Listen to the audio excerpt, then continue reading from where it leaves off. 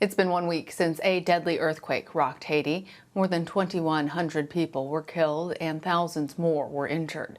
Help has been trickling in, but getting aid to those in need remains a struggle. Yesterday, food and water was handed out to crowds in the city of Lekai. The area was one of those hardest hit by the 7.2 quake.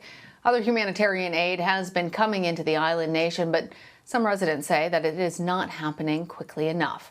Roads have been left damaged and impassable as a result of last week's earthquake. That's complicated efforts to deliver aid to some more vulnerable areas. Christy Delafield is the Managing Director of Communications for the humanitarian aid organization Mercy Corps. She joins me now from Haiti. Christy, I want to first ask you about the specific assistance that your organization has been providing to Haitians in need. Tell us more about the situation there. Thank you. Mercy Corps is focused on the area of L'Asile. We already had a team of 19 in this particular area and about 70 people across the country. L'Asile is very rural. It's incredibly hard hit. 90% of homes were affected in some way. And because we already knew the community well and had a presence there, that's where we opted to focus our assistance. We've got 3,000 kits with essential supplies, tarps, mosquito netting, blankets, soap, all of these kind of second wave basics, the search and rescue being the first crucial wave of emergency relief. And we are working as quickly as we can, but as you said, the roads have been heavily damaged by the storm and the earthquake, and it is not easy. Well, given what you're describing, where you are right now and what you've been seeing on the ground, have you been able to get that aid to the people who need it? In the past days, we've been able to get fresh water to people. In some cases, the kids themselves are also needing to travel from Port-au-Prince. We do our best to purchase locally, and they were to arrive yesterday, and we are just as impatient as every one of your viewers as we work as fast as we can and under very difficult conditions to get assistance to people in L'Asile. So tell us, what are some of the most crucial needs for Haitians in these harder hit areas? Right now, we are super focused on shelter. 50% of homes in L'Asile were completely destroyed, and there's been quite a bit of rain. We're hearing from some people that they are sheltering in schools, for example, about 200 people sleeping overnight in one school that I visited, and more coming all the time seeking just a roof over their heads. Some people are telling us that they are using bed sheets as cover to shelter themselves for the rain. They're not large camps set up at this time. And the reason for that is that COVID is still spreading rapidly in the country. The Delta variant has been here for more than a month. And so we're very concerned about the potential of gathering people together and what that could be doing for long-term health in the country. Well, I mean, given the magnitude of these short-term considerations, the things that you need to be doing right now, do you have time to be thinking about some of these longer-term challenges that Haitians face in the coming months ahead, as well as recovery and rebuilding efforts? I think it's really essential that we think about the long term now. I mean, I think that there are systems and processes that we have in place that are working. They're moving as fast as we can get them to move. Certainly, it is never going to be as fast as you want it to.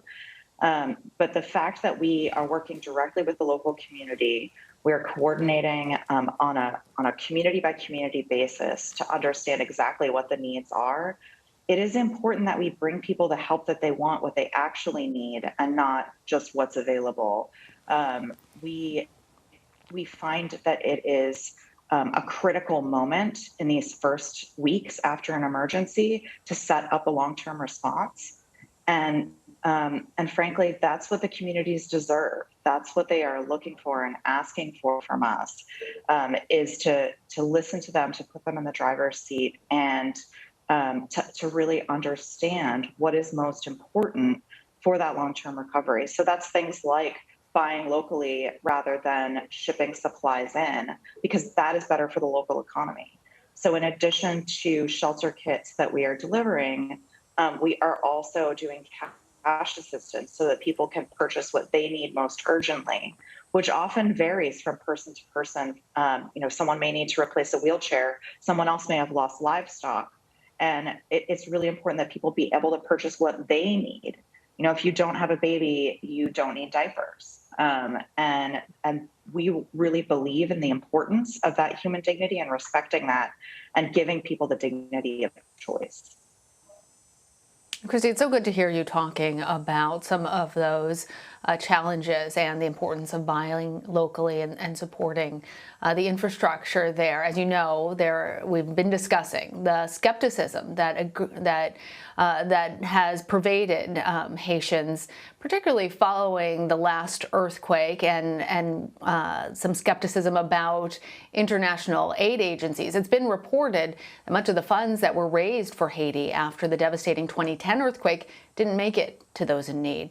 So for people at home who are wondering, what is the best way that they can help Haitians right now?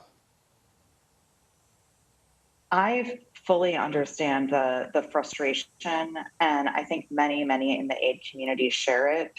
A lot has changed since 2010. Just one example, the coordination meetings that were held. And coordination is a first step in any emergency response to ensure that there's not overlap, that no one is getting missed, that we're dividing up areas and reaching people who are hardest hit. Those coordination meetings in 2010 were held in English.